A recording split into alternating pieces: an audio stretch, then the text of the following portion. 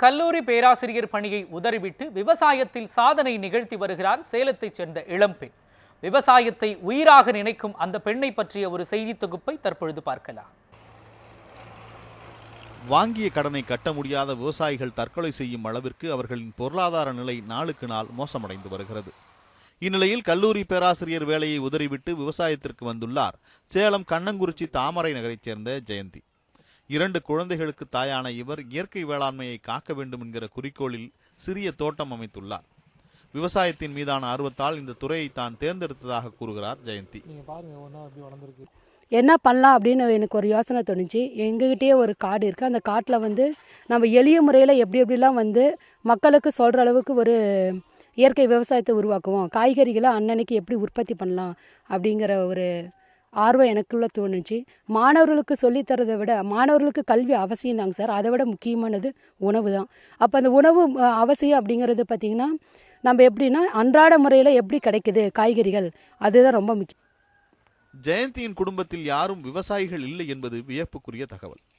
ஜெயந்தியின் கணவர் குடும்பம் முந்தைய தலைமுறையோடு விவசாயத்தை நிறுத்திவிட்ட நிலையில் இப்போது மனைவியின் ஆர்வத்தை கண்டு அவரை ஊக்குவித்து வருகிறார்.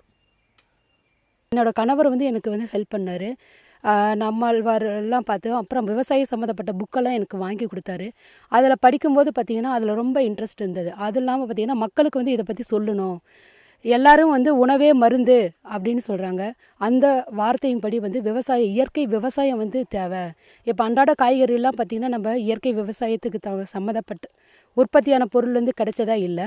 ஆனால் இப்போ பார்த்திங்கன்னா அன்னன்னைக்கு காய்கறிகளை எப்படி சமைச்சு சாப்பிடும் பொழுது அதில் உடல் ஆரோக்கியம் இருக்குது அப்படிங்கிறத நம்ம பார்க்கலான்னா இயற்கை விவசாயத்தில் தான் பார்க்க முடியும். தன் கணவருக்கு சொந்தமான விவசாய நிலத்தை சீர்படுத்திய ஜெயந்தி செயற்கை உரங்களை தவிர்த்து இயற்கை விவசாயத்தை பரவலாக்க வேண்டும் என்ற நோக்கில் பல்வேறு பணிகளை மேற்கொண்டு வருகிறார்.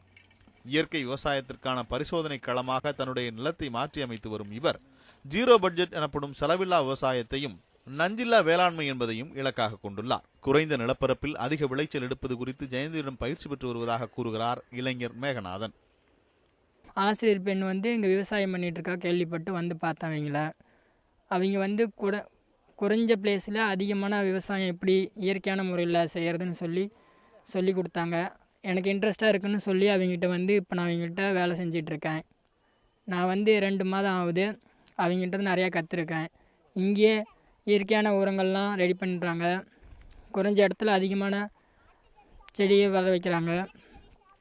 நிறைய வெஜிடபிள் பார்ட்ஸ்லாம் மருந்து அடிக்காமல் இயற்கையான முறையில் ரெடி பண்ணி கொடுத்துட்ருக்காங்க. அவங்க கூட நானும் சேர்ந்து வேலை செஞ்சிட்ருக்கேன். ஆசிரியர் பணியை விடுத்து அழிந்து வரும் விவசாயத்தை காப்பாற்ற களம் புகுந்து இருக்கும் ஜெயந்தியின் துணிச்சலான முயற்சி அனைவராலும் பாராட்டப்பட வேண்டியது என்றால் அது மிகையல்ல. சேலத்திலிருந்து நியூஸ் 7 தமிழ் தொலைக்காட்சிக்காக ஒளிப்பதிவாளர் நேதாஜியுடன் ரியாஸ்.